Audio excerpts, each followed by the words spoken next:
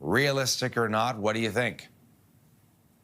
Well, hard to say, but they put themselves in a position of maximum pressure because if you think about it, when they did move on the DST, they would have been able to rewrite the deadline at that same moment. They chose not to. In fact, it seems that the government strategy is to use the DST removal, the removal of the digital services tax, to actually intensify talks. Say, all right, so we are taking this off the table. And in exchange, we want to make certain that we drive toward that deadline, that we do get that deal.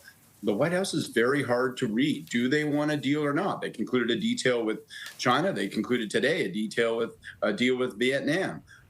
But the president keeps talking about sticking points like supply management. Obviously, he's going after our auto sector.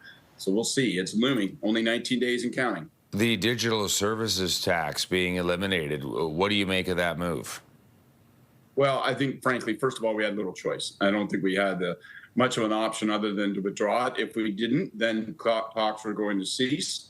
And at that point, then we're left with not only the possibility that the tariffs that are in place won't be removed, but that on July 9th, remember, that's a date that Donald Trump has circled on his calendar. He's going to impose a raft of new tariffs that we would be included in that. So we might have the prospect of tariffs against things that are today not tariffed. So I think we had to basically back down.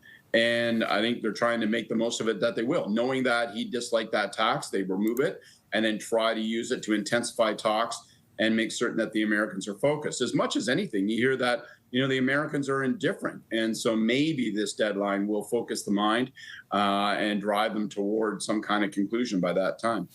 We talked a little bit earlier about a 23% drop, Scott, in Canadian car exports in the month of April. And so, you look at numbers like that, which is huge.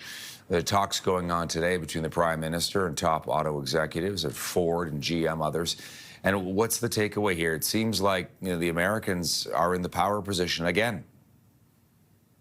They are. And, this is an existential threat to Canada's auto sector. And there is no such thing as Canada's auto sector, of course. It is an integrated North American auto sector. But Donald Trump is looking to end that.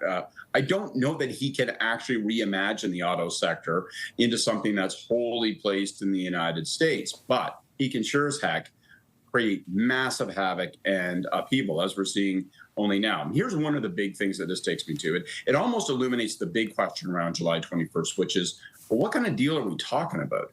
Donald Trump seems so intent on destroying Canada's ability to make cars. That seems to be such a sine qua non.